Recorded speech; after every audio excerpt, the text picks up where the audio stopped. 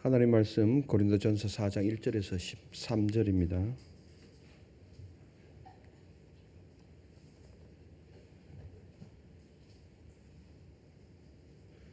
고린도전서 4장 1절에서 13절 교독하십니다.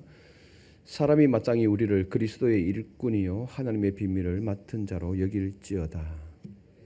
맡은 자들에게 구할 것은 충성이니라. 너희에게나 다른 사람에게나 판단받는 것이 내게는 매우 작은 일이라. 나도 나를 판단하지 아니하노니 내가 자책할 아무것도 깨닫지 못하나 이로 말미암아 의롭다함을 얻지 못하노라. 다만 나를 심판하실 이는 주시니라. 그러므로 때가 이르기 전 곧 주께서 오시기까지 아무것도 판단하지 말라. 내가 어둠에 감추인 것들을 드러내고 마음의 뜻을 나타내시리니 그때에 각 사람에게 하나님으로부터 칭찬이 있으리라. 형제들아, 내가 너희를 위하여 이 일에 나와 아볼로를 들어서 본을 보였노니 이는 너희로 하여금 기록된 말씀 밖으로 넘어가지 말라 한 것을 우리에게서 배워 서로 대적하여 교만한 마음을 가지지 말게 하려 함이라. 누가 너를 남달리 구별하였느냐? 네게 있는 것 중에 받지 아니한 것이 무엇이냐? 내가 받았은즉 어찌하여 받지 아니한 것 같이 자랑하느냐?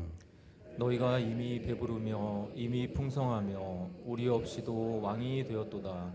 우리가 너희와 함께 왕노릇하기 위하여 참으로 너희가 왕이 되기를 원하노라.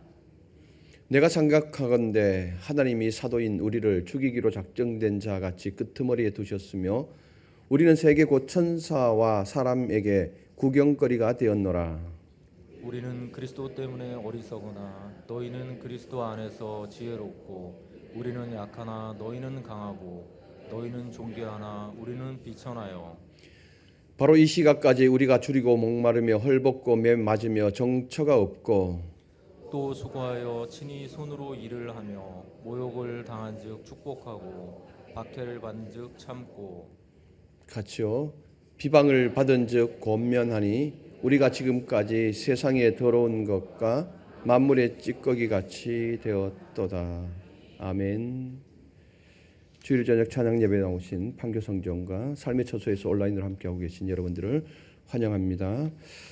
변함없으신 하나님의 은혜가 여러분들 삶 가운데 찾아오기를 소망합니다.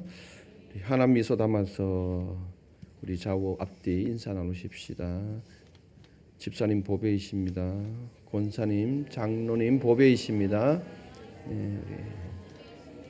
중고등부 보배이십니다.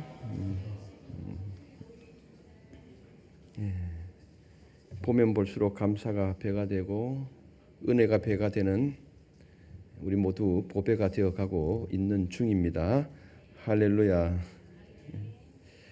우리의 신앙은 은혜로 시작하고 은혜로 끝납니다.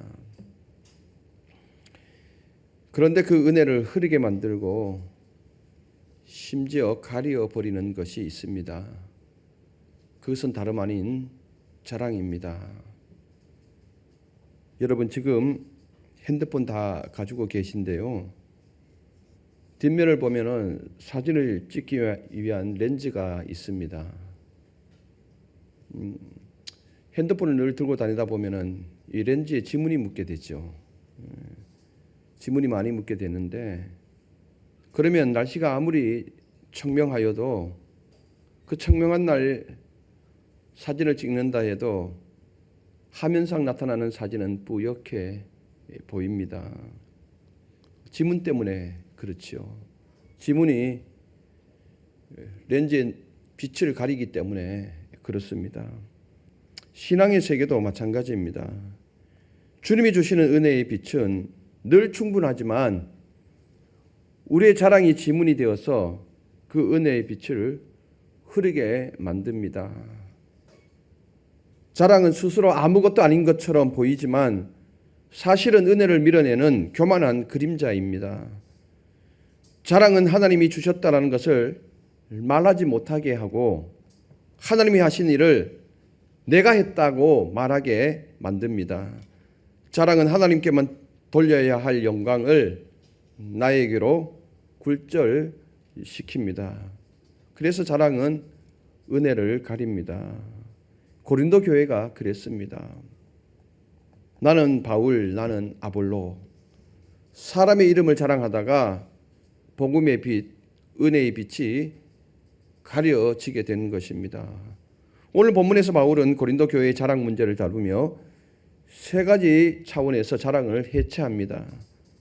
이 세 가지 메시지를 통해 오늘 은혜 가운데, 삶 가운데 선명하게 살아갈 수 있었으면 좋겠습니다.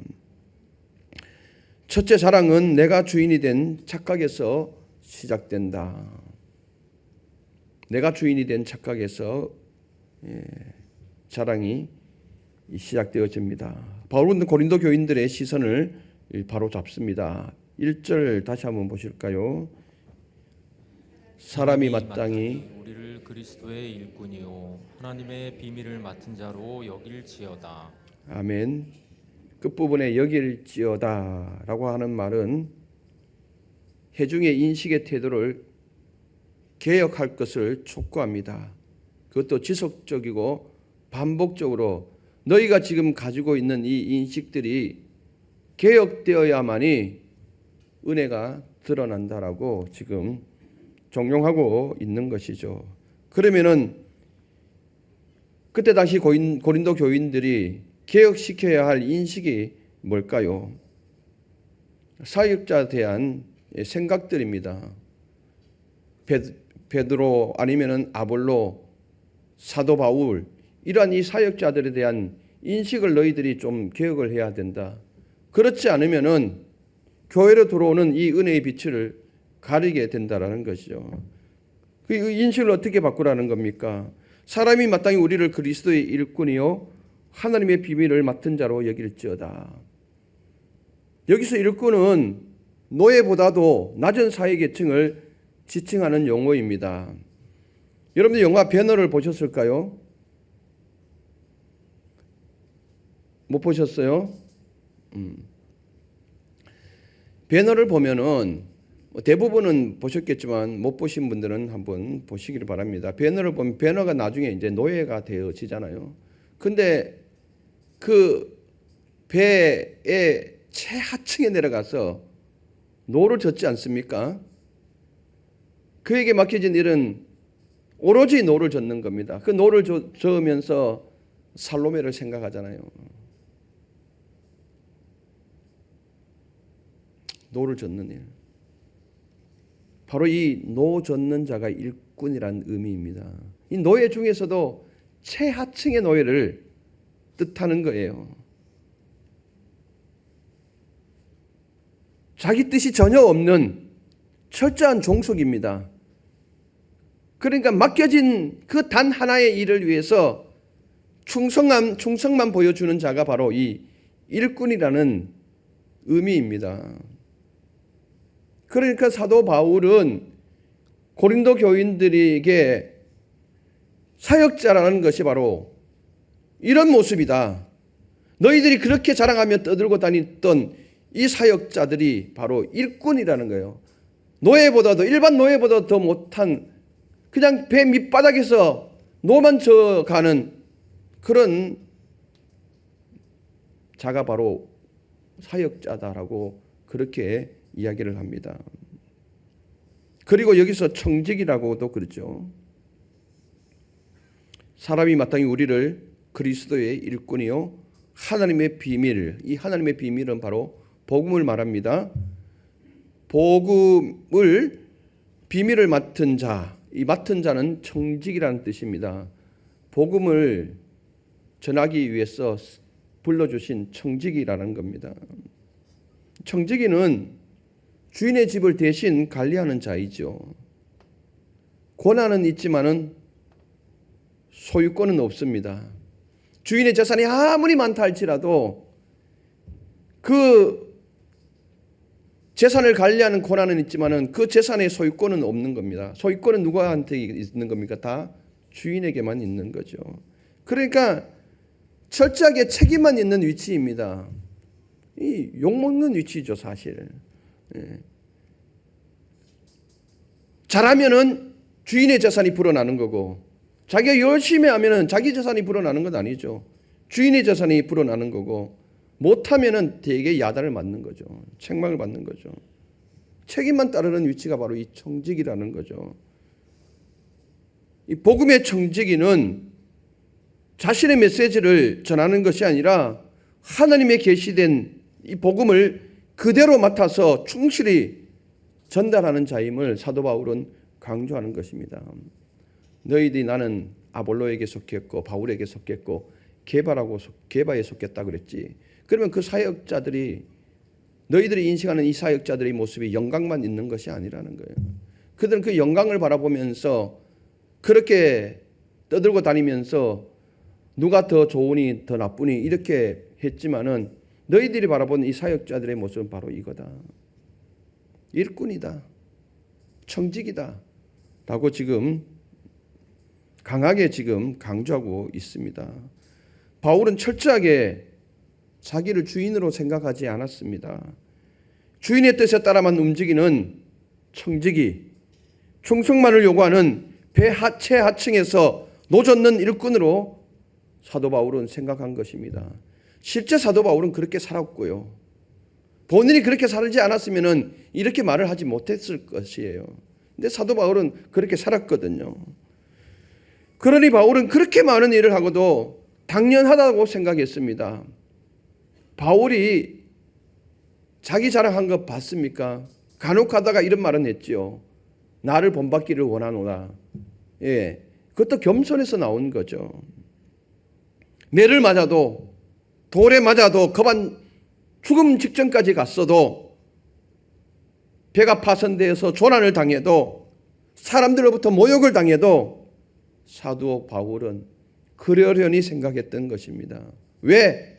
나는 일꾼이기 때문에, 청직이기 때문에 그냥 그 또한 당연하다라고 생각했던 것입니다. 이어서 바울은 이렇게 말합니다. 3절 4절 같이 한번 읽어보실까요? 너희에게나 다른 사람에게나 판단받는 것이 내게는 매우 작은 일이라. 나도 나를 판단하지 아니하노니 내가 자책할 아무것도 깨닫지 못하나 이로 말미암아 의롭다함을 얻지 못하노라. 다만 나를 심판하실 이는 주시니라. 아멘. 이런 거예요. 지난주에도 제가 말씀드렸잖아요. 우열을 가리기 위해서는 판단을 해야 되잖아요. 바울에게 속했다라고 했던 이 그룹들 한 그룹, 아볼로에게 속했다라고 하는 이 한 그룹, 그리고 게바에게 속했다라고 하는 이 한 그룹, 이것도 저것도 아니면 그리스도에게 속했다라고 하는 이 한 그룹, 이 그룹이 서로 우열을 가리는 거예요. 바울이 훨씬 뛰어나다. 그러면은 그 다음에는 아볼로에 대한 이 험담이 이어져야 되는 거예요. 당연히 따라와야 되는 거죠. 평가가 따라야 되는 거잖아요. 아볼로에 대한 이 평가를 하는 거죠. 그 아볼로에게 속해 있는 사람들은 바울에 대한 평가를 해야 되는 거죠. 다른 거는 잘하는데 이거는 정말 못하더라. 그런데 아볼로는 이 면에서는 굉장히 뛰어나더라. 뭐 이런 식으로 계속해서 이게 평가를 해야 된단 말이죠. 사도 바울이 뭐라고 이야기합니까? 판단받는 것이 내게는 매우 작은 일이다. 너희들이 나에게 대해서 혹은 뭐 다른 사람에게 대해서 이렇다 저렇다 판단하지만은 나는 너희들이 판단하는 건 매우 작은 일로 생각한다. 신경 쓰지 않는다라는 거예요. 너희가 나에게 대해서 이렇다 저렇다 이러쿵저러쿵 뭐 판단한다 할지라도 나는 거기에 대해서 전혀 신경 쓰지 않는다는 게 미미한 일이다. 무가치 않은 일이다. 3절에 본인이 이야기, 나도 나를 판단하지 않는다. 왜 나를 믿지 못하기 때문에 내 양심에 있어서 내 양심으로 나를 판단한다 할지라도 그것이 정확한 판단이 아니기 때문에 나도 나를 판단하지 않는다.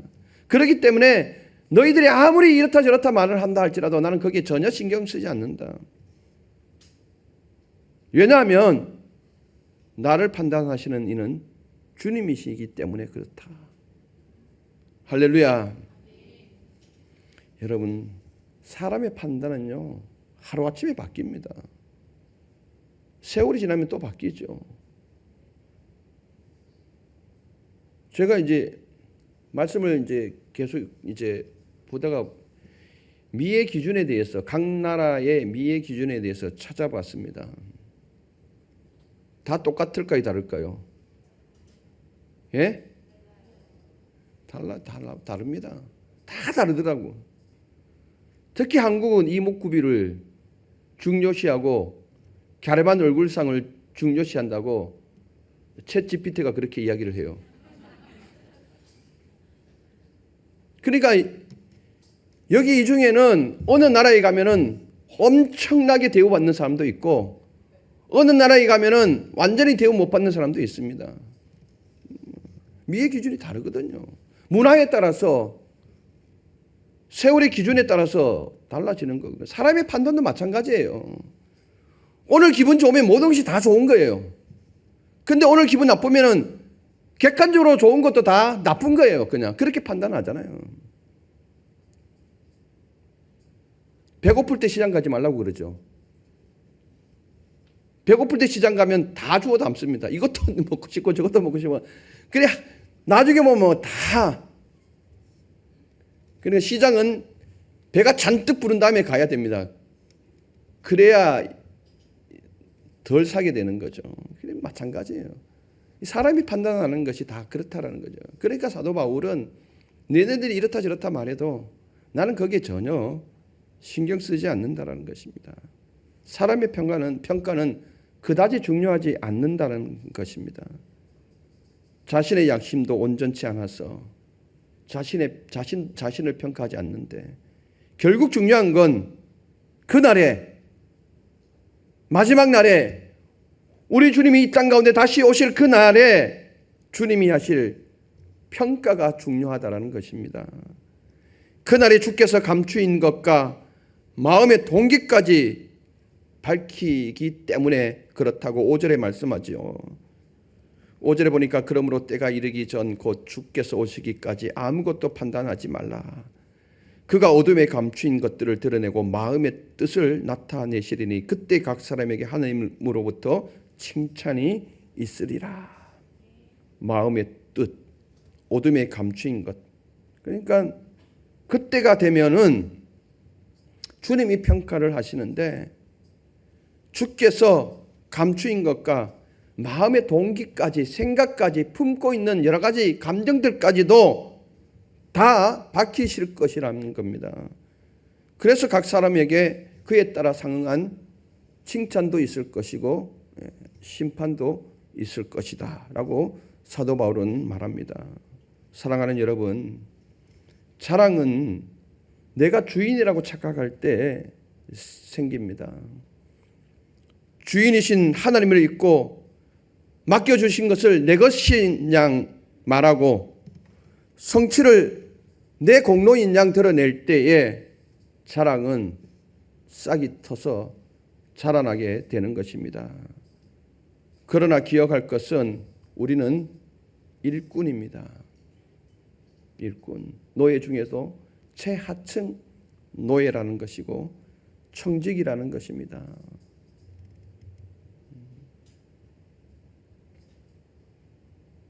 내가 열심히 노력해서 열심히 애를 써서 헌신해서 기관들이 세워지고 또 교회가 부흥되어지면은 그것은 누구의 몫입니까? 주인이신 하나님의 몫이라는 거예요. 마땅히 우리는 할 일을 한 것뿐인 거예요. 그래서 내가 가진 것은 내 것이 아니요 관리하는 책임만 있고 내게 맡겨진 일은 그저 충성만 하면 되는 것입니다. 그래서 2절에 그리고 맡은 자들에게 구할 것은 충성이니라. 그 일꾼들에게 단 한 가지 충성만이 남아 있는 것입니다. 청지기도 마찬가지이고 하나님이 맡기신 복음을 하나님이 원하시는 방식으로 신실하게 감당하면 그 나머지는 주님의 평가에 맡겨야 합니다. 사람의 평가에 연연하지 않기를 바랍니다.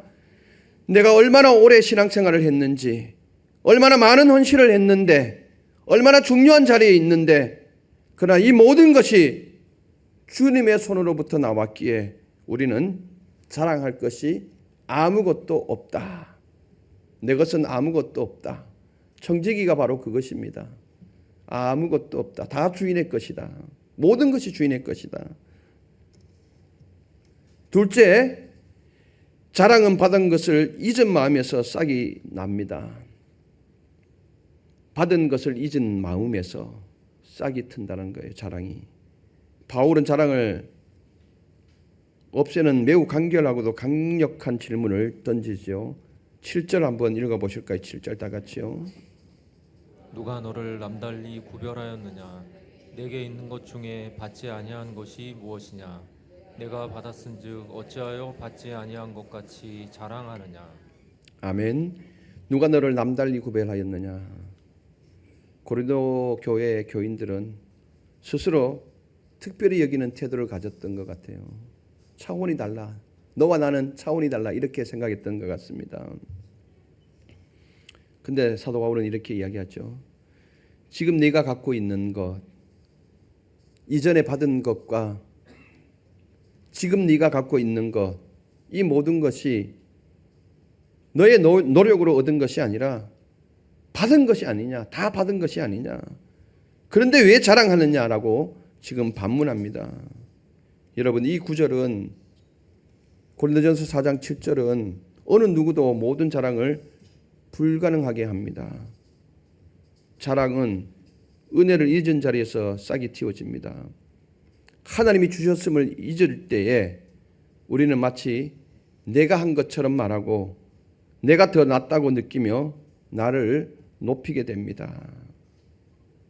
그러나 하나님의 은혜를 기억하면 우리는 다만 받은 자뿐임을 인정하게 됩니다. 여러분들이 가지고 있는 모든 것이 다 받은 것이죠. 할렐루야. 건강을 주셨기 때문에 일을 할 수 있었고, 열심히 일을 했기 때문에 물질이 모일 수 있었고, 그렇잖아요. 사랑하는 아내가 옆에 있으면은, 사랑하는 남편이 옆에 있으면은 하나님이 다 예비하신, 하나님이 주신 것 아닙니까? 내 믿음, 내 직분, 내 재능, 내 성과 등 하나하나 뜯어보면 전부 받은 것입니다. 그래서 6절에 기록된 것 이상으로 넘어가지 말라고 말씀하고 있습니다. 기록된 것이 뭘 의미합니까? 말씀 이상 넘어가지 말라는 겁니다. 고린도 교인들은 인간의 철학, 문화, 말씀을 넘어서 인간의 철학, 문화, 자기 기준을 가지고 모든 것을 재단하고 판단했던 것이죠. 고린도 교인들이 사람을 높이고 비방하며 자랑하는 태도를 말씀 밖에서 한 행동으로 사도 바울은 지금 간주하고 있는 것입니다. 말씀 안에서 겸손하라는 뜻입니다. 그 말씀을 넘어서지 말라는 겁니다. 말씀을 기준 삼지 않고 세상의 기준, 크기, 숫자, 수치로 평가할 때 우리는 자랑하게 되는 거죠. 내가 키가 너보다 5cm 조금 더 커. 그러잖아요. 하이힐 신으면 똑같아지잖아요. 그렇죠? 수치로 우리는 자랑을 하느냐 못하느냐 그렇게 따지죠. 그러므로 자랑을 멈추는 가장 강력한 길은 감사하는 것입니다. 할렐루야. 감사는 자랑의 반대말입니다. 감사는 내가 자랑할 수 있는 무엇이 있음이 아니라 하나님께 감사할 수밖에 없는 것이 하나도 없음을, 그래서 모든 것이 감사임을 고백하는 것입니다. 여러분, 감사 많이 할 수 있기를 바랍니다.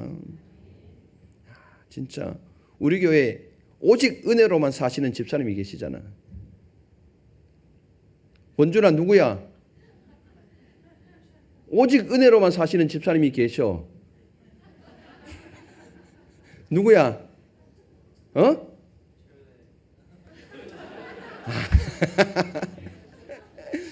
아빠잖아, 아빠. 아빠가 오직 은혜로만 살잖아. 할렐루야.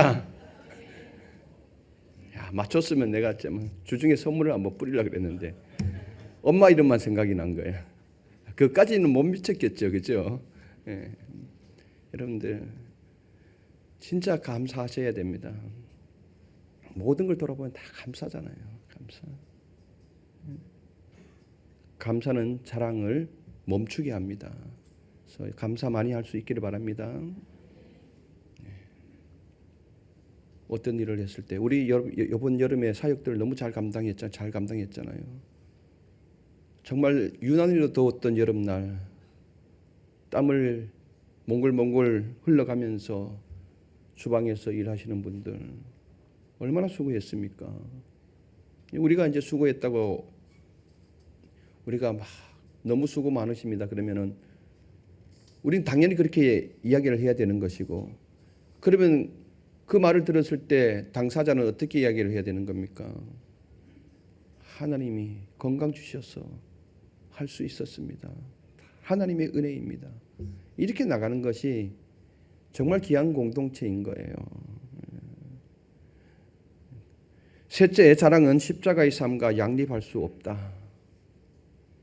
바울은 이제 자랑에 물든 고린도 교인들의 삶과 자랑을 벗어버린 사도의 삶을 극명하게 대비시킵니다. 고린도 교인들의 생각과 사도들의 이 삶을 극명하게 대비시켜서 자랑을 원천 봉쇄를 합니다. 8절 말씀 보십시다. 너희가 이미 배부르며 이미 풍성하며 우리 없이도 왕이 되었도다. 우리가 너희와 함께 왕노릇하기 위하여 참으로 너희가 왕이 되기를 원하노라. 아멘. 그들은 마치 영적으로 이미 모든 걸 다 이룬 사람들처럼 자랑하고 있었습니다. 스스로를 영적으로 우월한 자로, 왕 같은 자로 여겼습니다. 사도 바울이 비꼬아서 말하죠. 차라리 왕처럼 살았으면은 훨씬 더 좋았을 뻔했다라고 비꼬면서 그렇게 이야기를 합니다. 그들의 착각과 영적인 오만을 비꼬면서 폭로를 합니다. 그러나 바울은 반대로 말합니다. 사도들은 맨 끝자리에 두셨다. 너희들이 그룹으로 나누어서 그래서 이름을 내세웠던 그 사도들은 맨 끝자리에 두셨다라고 이야기를 하죠. 이 말은 맨 끝자리에 끄트머리에 세우셨다. 이 말은 고대 로마의 전쟁 포로들이 처형되기 위해서 맨 끝에 행진하는 장면을 암시합니다. 그러면 얼마나 처절한 삶입니까? 결국 죽음의 길로 가는 거잖아요. 죽음의 길로. 그리고 죽이기로 작정된 자 같이 사형 선고받은 죄수들처럼 바울은 사도의 삶이 세상에서 가장 천하고 무가치한 존재처럼 여겨지고 있음을 강조합니다. 그리고 사도의 삶은 공개적인 조롱의 대상이 되었다라고 말합니다. 계속해서 바울 사도는 비천한 삶에 대해서 말을 하죠. 10절, 11절, 12절, 13절 우리 같이 한번 읽어보십시다. 다 같이요. 우리는 그리스도 때문에 어리석으나 너희는 그리스도 안에서 지혜롭고 우리는 약하나 너희는 강하고 너희는 존귀하나 우리는 비천하여 바로 이 시각까지 우리가 줄이고 목마르며 헐벗고 매맞으며 정처가 없고 또 수고하여 친히 손으로 일을 하며 모욕을 당한즉 축복하고 박해를 받은즉 참고 비방을 받은즉 권면하니 우리가 지금까지 세상의 더러운 것과 만물의 찌꺼기 같이 되었도다. 너희들이 그렇게 내세웠던 사도의 삶이 바로 이런 것이다. 여러분, 사도 바울이 고백한 것처럼 자랑은 십자가와 함께 설 수 없습니다. 십자가는 자기를 비우고 낮추고 죽는 길입니다. 끝까지 수고해야 하고 모욕을 당해야 되고 축복해야 모욕 당해도 축복을 해야 하고 박해를 받아도 그저 참을 수밖에 없는 것이 사도의 삶이라고 바울은 말합니다. 세상 사람들이 보았을 때 평가했을 때 바닥에 떨어진 쓸모없는 찌꺼기, 세상의 죄와 수치의 대상이 되었다라고 역설합니다. 바울은 사도직은 높임이 아닌 철저한 낮아짐이라는 것을 고린도 교인들에게 확실히 각인시키고자 강하게 지금 말하고 있는 것입니다. 그러므로 나를 통해 너희를 자랑하지 말라는 것입니다. 내가 뭐 자랑할 것이 있느냐. 세상에 찌꺼기 같은 나를, 세상 사람들 생각할 때에 더러운 나를 너희들이 뭘 자랑할 게 있느냐. 그래서 나를 내세우지 말라는 겁니다. 내 이름을 들먹이면서 너희들이 의시되지 말아라. 내가 바울파에 속해 있다. 나의 이름을 들먹이면서 의시되지 말라. 나는 세상의 찌꺼기다. 세상 사람들이 조롱해도 그냥 참아낼 수밖에 없는 존재이다. 박해를 하면은 축복을 해줘야 할 사람뿐이다. 이렇게 지금 이야기를 합니다. 십자가는 자기를 비우고 낮추고 죽는 길입니다. 자랑은 자기를 드러내고 높이고 과시하는 길입니다. 자랑은 십자가 앞에서 고개를 들 수 없습니다. 바울은 자신을 지워가면서 그리스도만 드러냈습니다. 내가 죽는 한이 있더라도 예수 그리스도만 드러날 수 있다면 당연히 그 길로 가겠다라고 사도 바울은 고백하지 않습니까? 그래서 그가 가는 길에는 고난과 수치가 따르지만 그 안에 복음의 능력이 강력하게 살아 숨쉬게 된 것입니다. 사랑하는 여러분, 우리도 바울이 이 고백처럼 살아갈 수 있기를 바랍니다. 아니 반이라도 닮아갔으면 좋겠습니다. 칭찬받지 않아도 괜찮습니다. 사람이 몰라줘도 괜찮습니다. 우리는 그리스도의 십자가를 따르는 자들입니다. 우리는 하나님의 청지기로 하나님의 공의로 평가를 받게 됩니다. 오늘 바울은 우리 안에 숨어있는 자랑을 정면으로 건드리고 있습니다. 사역의 열매를 자랑하고 오래 믿은 신앙의 연수를 자랑하고 맡은 직분과 위치를 자랑하며 때로는 나도 모르게 내가 이 교회에서 얼마나 충성했는데 내가 이 교회에서 얼마나 오래 다녔는데 특히 우리 교회 같은 경우에는 여러분들 수고를 너무 많이 하지 않았습니까? 지난 세월에 풍파많은 그 험난한 세월을 뚫고 여기까지 온 거 아닙니까? 어쩌면 그것이 자랑일 수도 있습니다. 저도 간혹 가다가 보면은 자기 당착에 빠지는 경우가 있습니다. 노예에 가면은 노예의 목사님들이 우리 교회의 사정을 다 알잖아요. 저희 사정도 다 알잖아요. 그러면은 저한테 와서 정말 대단해 그럽니다. 많은 목사님들이 그렇게 이야기를 하니까 내가 착각에 빠질 때가 있어요. 정말 내가 대단한 사람인 것처럼 착각할 때가 있다고요. 아니죠. 내가 대단한 것이 아니라 내 안에 역사하신 하나님이 정말 대단한 거죠. 솔직히 여러분 다 마찬가지예요. 저만 대단합니까? 여러분들도 다 대단하잖아요. 지금 얼마나 그 어려운 세월들을 지나왔습니까? 세상 사람들로부터 또 믿는 사람들로부터 얼마나 많은 이야기를 들어왔습니까? 그걸 다 참고 지금 여기까지 온 것 아닙니까? 그것은 내 안에서 역사하시는 그 하나님의 은혜로 말미암아서 우리가 여기까지 온 것이거든요. 내가 이 교회에서 땡땡땡라고 말하지 않았으면 좋겠습니다. 우리 마음 어딘가에 여러분들 은혜가 가려지지 않았으면 좋겠습니다. 이 자랑이라는 이 지문 때문에 복음의 빛이 선명하지 못해 흐릿하면 안 되잖아요. 자랑은 은혜를 가립니다. 하지만 자랑을 내려놓으면 은혜가 다시 빛나게 되는 것입니다. 그 은혜가 감사가 되고 그 감사는 겸손을 낳게 되고 겸손은 교회를 든든하게 세웁니다. 우리 모두 자랑을 해체하고 늘 감사함으로써 교회를 든든하게 세워갈 수 있었으면 좋겠습니다. 기도하겠습니다. 하나님, 저희 마음에 남아있는 자랑을 해체하여 주옵소서.